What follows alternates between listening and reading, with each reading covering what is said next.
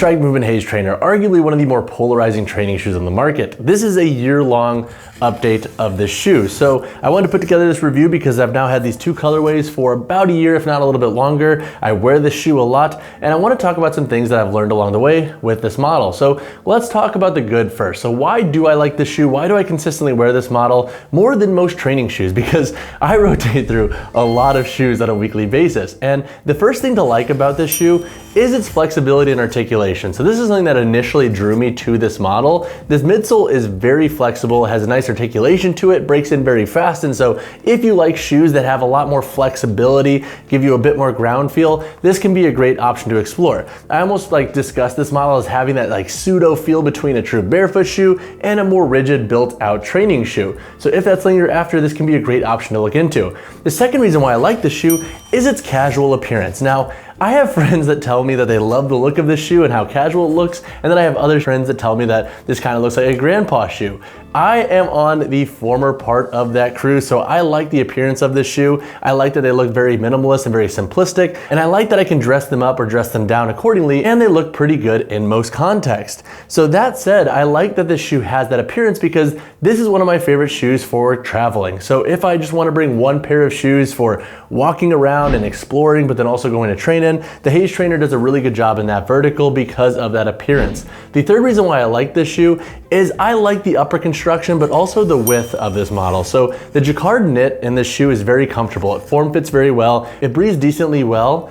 And then I also like the width of this model. So it has a slightly more anatomical toe box. Is it gonna be the widest shoe on the market? Not necessarily, but I have an E-width foot and a normal arch, and the shoe fits me like a glove. Now that said, there are some sizing concerns that I have with the shoe, and I'll talk about those in my cons, but those are the reasons why I keep coming back to the Haze Trainer after a year, even when there are some glaring issues with the shoe that I've experienced. Now, let's talk about some of those in my cons section. All right, so now let's cover some cons and concerns that I have with these shoes that you'll wanna keep in mind if you're kind of hesitant on this model. And please note, I have bought these two colorways, and even though I have durability issues here and there with these models, I still buy them because the flexibility and their fit outweigh some of the little issues that I have with these models. So when it comes to durability, and this is my first con with these shoes, there are three areas that have some breakdown issues on the Haze Trainer if you're wearing the shoe a ton and really abusing them for walking and training. So number one is their outsole tread. So in all of my models, I have the outsole starting to fade up here on the forefoot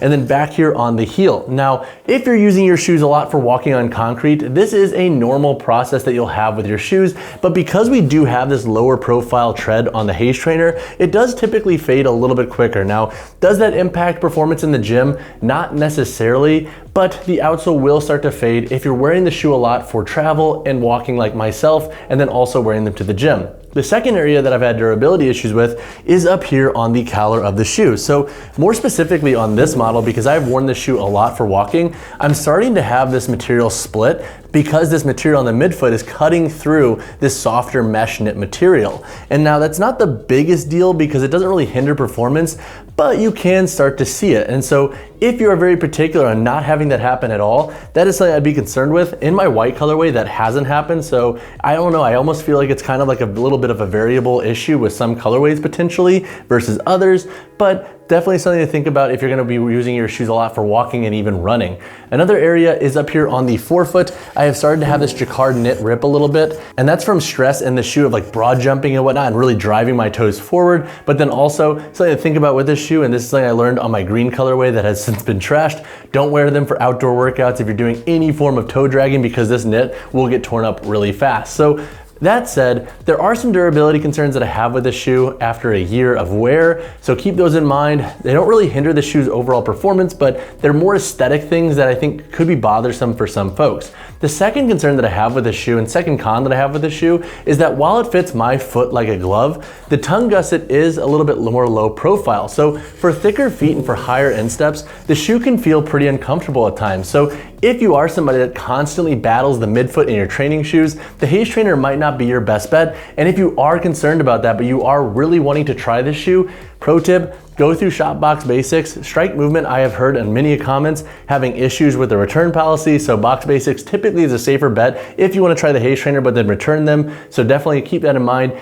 if you are somebody that has that foot anatomy that might not align with the shoe but you desperately want to try them. When covering the performance of the Haze Trainer, I'm not going to do a super deep dive. I've already talked about that in my initial review, and I've covered the performance of the shoe a lot of times in different roundups where I've included the Haze Trainer, like in my best CrossFit, my best cross training shoe review videos. Those are also going to be linked up there and down below in the description, so definitely check those out if you are very keen to hear about the performance of this shoe. But when it comes to lifting, the things I like about this shoe are, number one, I like the density of the Cush 50 midsole. It gives you a nice level of stability. You can train wicked heavy in this shoe and they feel very stable. I also like the articulation, so if you are big on having a shoe that has a lot of flex for lunges, split squats, and leg days, this model works really well. And the outsole does have a good amount of grip, even though my tread is starting to fade on this shoe. For cross training and CrossFit, this model works exceptionally well as well. The upper tends to be pretty durable for those verticals. Now, if you're doing a lot of high volume rope climbing, you can burn through this midsole at times, but if you're not super reliant on your feet, and if you're only doing rope climbs here and there, like at most gyms, you should be fine in this shoe. And then also with the upper construction, it gives you a good amount of security, and the midsole and outsole, I think,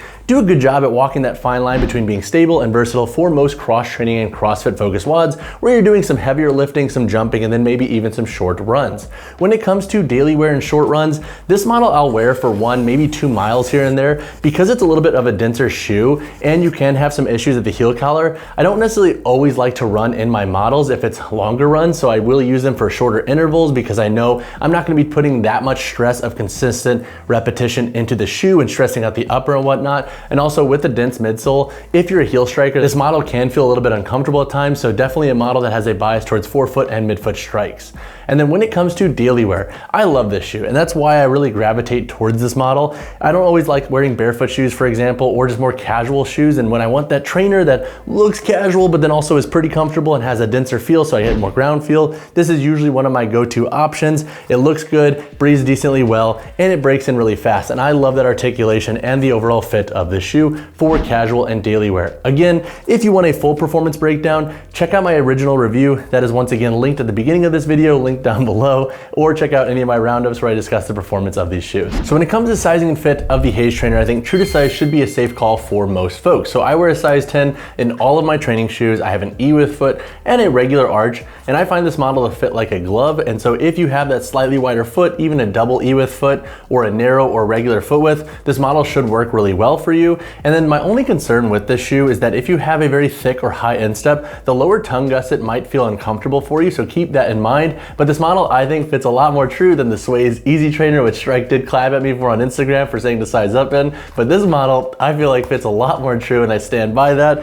And if you don't get that reference, hit me in the comments below and we can make a joke about it because I thought it was pretty funny. But all that said, let's wrap this video up and talk about the final verdict for the Haze Trainer after a year long of wear in this shoe. So should you get a pair of Haze Trainers? So it's funny, even though I've had some durability issues in pretty much all of my pairs over longer durations of wear, I still buy these models because for me personally, the versatility, appearance, and their overall fit outweigh the durability issues that I run into when I'm really abusing and wearing these shoes a lot. So I would say weigh those if you're considering this model. And then as always, if you have questions, because this model does have a higher price point, hit me in the comments below and I can help you navigate if this shoe is worth it for you, if you should pass on them and get something different, or hit me on Instagram in the DMs if you'd prefer that. But as always, y'all, drop a like on the video, drop subscribe to the channel. I hope you guys like this year-long update. This is a new type of video for me on the channel, but I am trying to do more updates on models like this that I've worn a ton and just have more thoughts and feedback on based on my experiences. But as always, y'all, peace. I'll see you in the next one.